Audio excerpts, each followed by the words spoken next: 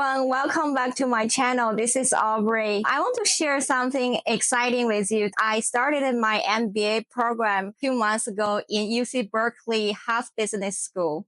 And the most exciting aspect about this journey is I met so many fascinating people from different industries like technology, healthcare, finance, and so on. One thing I learned from course is the theory of social network weak tie.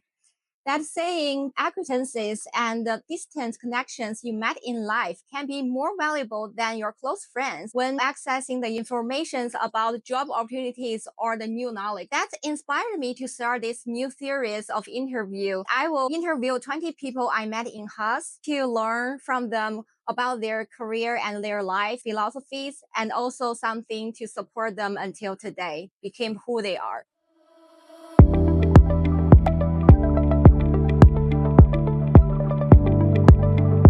Today, I invited my classmate from my cohort, Nadar. Nadar, do you want to introduce yourself? Sure. Yeah, I'm Nader.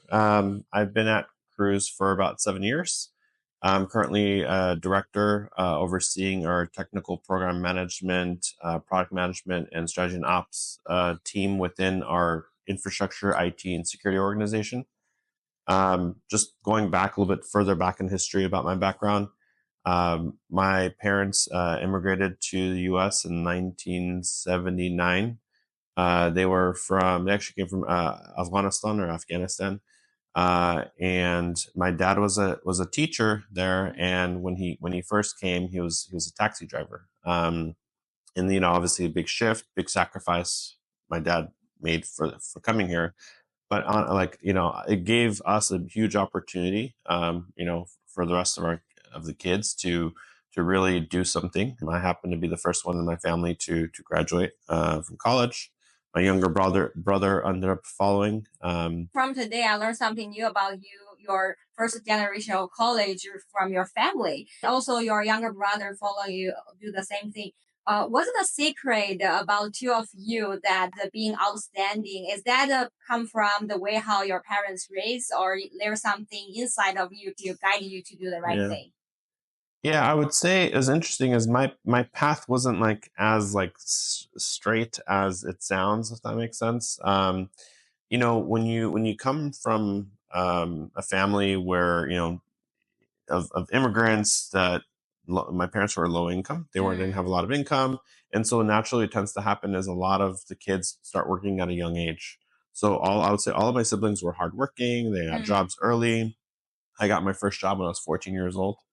There was a point where I remember I started my college first semester. I actually started in community college, and I did that for a semester, and I actually dropped out for a couple of years, and I became a restaurant manager. My parents were like, "Why are you doing this?" They're like, "We have hope in you. We have hope in you." To go to college, like, because they were always pushing my siblings to go, and everyone worked and they got married, and they just kept working. And yeah, it was just like, I told them, I was like, I'm just gonna try this out for a couple of years. If I like it, if it works out, I'll keep doing it, and if not, I'll go back to college. And I kind of stuck to that, and I did it for a couple of years, and I kind of, I actually made more money doing that job than when I graduated from college later on initially, because it was just a well-paying job, but I really did not like it. I felt when I was doing it, like it was good, but it wasn't the life I wanted. It wasn't what I wanted to do, and I just felt I got really bored. I see. And so I ultimately ended up going back to community college, doing another 3 semesters, and I actually transferred to Berkeley as an undergrad, where I majored in political science. And even though I majored in political science, like I actually ended up doing like a business certificate program at Haas. It was just like for basically non-business majors. And I used that to help, land my first role at KPMG. So its responsibility is one of the most important leadership characteristics, or you think there are something more important? I think responsibility is like, have you ever seen those those graphics where it shows like there's a leader from leading from the back or leader leading from the front, if that makes sense. Mm-hmm. The leader leading from the back is not really taking responsibility, right? They're expecting others to do it. Yeah. The leader in the front and leading from the front, this whole view point is they are taking responsibility. They're not just taking responsibility for themselves, but everyone behind them, if that makes sense. And I think I would say, why is responsibility really important? Like taking responsibility, taking ownership when things go wrong, it helps build trust with your team. It also gives them psychological safety to fail and experiment and try their best. Yeah. One of the things I actually tend to do at work is when my team succeeds, I let them take all the credit. Oh, that's so nice. Yeah. Well, no, it's not about niceness. I just think like they did the work, they should deserve it. But and then when there are times where when they make a mistake or fail, like I'll take the ownership of the mistake. But to be clear, like I'll take the ownership of the mistake as it relates to the outside the team to make sure they're not put in a weird position. But I'll usually talk to them and let them know what we could have obviously done better, etc. Yeah. But I don't want them to be embarrassed or feel like they messed up, because that actually would take away from their motivation to keep going. Yeah. Did you observe some leaders, they are doing the opposite way? Oh, yes, that happened. What do you think, like the consequence of doing that way? The consequence of taking all the credit and giving your team all the blame, you're not going to keep your good people very long, right? They're going to attrit, or they're going to move to different teams. And I've seen that happen at other companies I've been at. I've seen that happen at Cruise, where people will want to move around and work for the leader that's actually going to make them better. And it's not just about when you think about growth isn't just about like, oh, am I getting to the next level? Growth is like, am I taking on more scope? Is my leader trusting me? I think these things would lead to just overall like becoming better. And when you really think about your long-term trajectory, it's not just about getting that extra promotion. It's actually about what have you worked on and what role did you get to play. Yeah. So that's a big part of it. Yeah, that makes sense. All right, maybe you can switch the topic to Cruise. Sure. Yeah, because I know Cruise is a very like shining brand right now with self-driving. What do you think about these market position of Cruise with the self-driving market? Yeah, I think I do see. So I've been at Cruise for about 7 years, and I feel, I've been around this long. It's not common in Silicon Valley to stay at a company for 7 years, and this is the longest job I've been at. But I've seen the growth from when I started the company. When I first got my offer, it was 180 people. Now it's like over 3,000 people. So it's good trajectory of growth. And it's given me a lot of opportunities to grow along the way, and I've gotten to see the business, and I've become very familiar with the context. But I'd say in terms of where Cruise is, like I strongly believe that Cruise is still a strong leader in the AV rideshare side of the business. But also what differentiates Cruise is an interesting thing is that majority ownership by General Motors gives us that tight OEM integration, so we don't have to build the cars, and that actually matters, right? Especially if you eventually plan to scale. But in general, like I'm pretty bullish on Cruise, and I think like as long as the industry succeeds, I think Cruise will be there in the front with other players. Do you think self-driving will take the spotlight again in the future? Yeah, I think I'm a big believer of seeing is believing, right? I think the reality is, as self-driving cars rolls out to more markets and more people get to try it, and maybe as it becomes part of people's daily lives, that will naturally happen, right?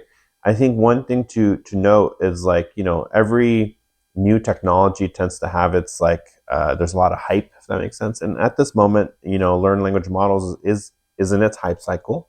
Self-driving cars was in its hype cycle, like late 2017, early 2018. Lots of money, investment, new players, new startups starting. But since then, there's been a lot of consolidation. And I think the same thing will probably happen on the LLM side. There will probably be a fewer players, eventually less money coming in, because end of the day, like you can't have 10 players win. It's going to be maybe 2 to 3 that will win. Right. So yeah, for self-driving cars, I think because it's in the physical world, I actually think there will be more than 2 or 3 players. And it's because geographically, right, there's going to be leaders in China, leaders in the US, leaders in Europe. It's going to be many companies, and you're talking about physical technology or physical assets, right? Large capital expenditure, etc. Yeah. And so because of that and geographic dispersion, different driving rules, different driving behaviors, and so my perspective is, I think Cruise will be a leader in the U.S., but I think there's just still a lot of opportunity for other companies, especially internationally, etc. So. Yeah, that makes sense. So you talk about the geo market, like so in U.S. we see this kind of environment, and there might be even bigger things happening in China or other side of the world. And what's the advantage of the self-driving cars produced by China? Like lidar is like a protected technology by the U.S. And so because it's lidar and whatnot, I think the U.S. is generally going to have very strict controls of who can play, who can't play, if that makes sense in the U.S. And I'm sure then eventually China will probably do the same thing in response, right? In terms of export compliance controls and not trying to allow for these things to happen. That's the old game. Yeah. So that stuff's going to happen. Because of that, like, I believe there was a company that I think Waymo was looking to partner with, Zeekr. Okay. And I think that partnership might come to question because then they won't be able to use those cars in the US. I guess my point is because it's such a important technology of the future, everyone wants to kind of keep control of it within their, within their market. And I would imagine that we're probably going to see something similar happen there, happen in China, maybe happen in Russia, happen in Europe. And I think there will be at some, but that being said, eventually this technology will commoditize. Yeah. And when the technology commoditizes, there will likely be more consolidation. If you get a chance to go back, will you choose to start the program a little earlier, or you think right now is the perfect time? So it's funny because when I think back about what was my original MBA plan or journey, was I had this plan because I graduated in 2011. My plan was, within 5 years, and I remember whenever people would ask me, are you going to go to grad school? I was like, yeah, within 5 years, I'm going to go back and do my MBA. A few things happened along the way where I ended up delaying, right? I think in 2016, we all ended up actually buying a townhouse. And it just, it just one of those decisions would go to MBA school, not work for 2 years, pivot your career, or do this. But I actually am happy that I did it earlier in my career because it allowed me to try a few different things at a few different companies. Once again, learn a lot about myself. What I also learned is that people always think the grass is greener on the other side. It's not always true. But ultimately, what I say is, why am I doing it this late? Well, this is the first. So this year that I applied, this is the first time I actually applied for an MBA program. And what made me want to do it now is just I'm in a much better place. With the part-time program, I don't have to stop working. If I was looking to pivot my career, doing it earlier would have been good. But right now, I'm actually happy with what I'm doing. And when I think back about it, I wouldn't change it because I likely would not have joined Cruise in 2017.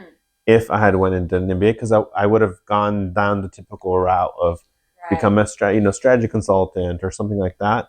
The chance of me joining Cruise at that very specific moment would have been very low.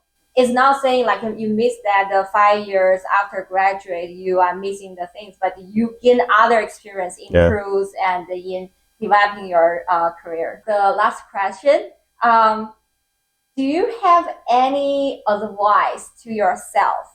And this advice you think will change your life even better than now?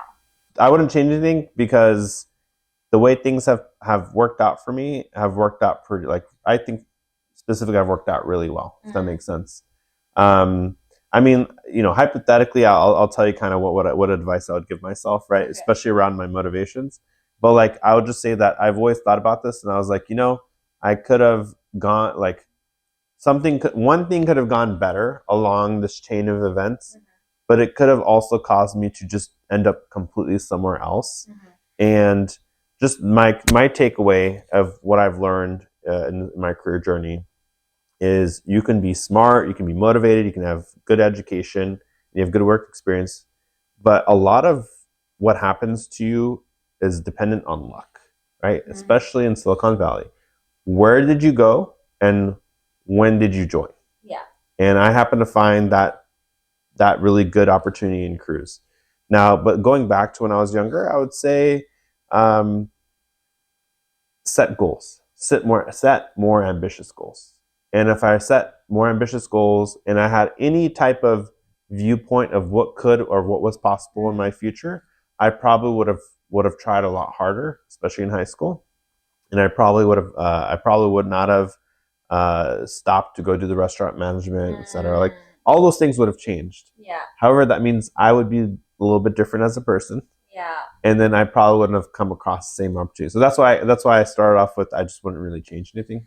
Yeah, I couldn't agree more. From my experience, when I chose my major for my undergraduate, so I was initially want to study economy, and I want to be like some like a financial person, right? Yeah. But unfortunately, in China, like you need to reach some score, then you can choose the major you want. So I chose the economy, but my score is not high enough in my university, so they randomly picked like engineering major for me. That's how I end up with tech today. Yeah. But see how amazing the tech is like developing today, and so many opportunities. I can even start exploring the business side, not just like the coding engineering. And I'm still like getting close to what I want to do, the economy, the business. Life is leading you there, and you are making the best choice at the current moment. Never doubt about that. It worked out better than you imagined. It worked out better than I imagined, and that's why I wouldn't change anything. Yeah, perfect. All right. Thank you, Nadar. It's really good conversation with you, and thanks again for being in this interview. See you all next time. See you later.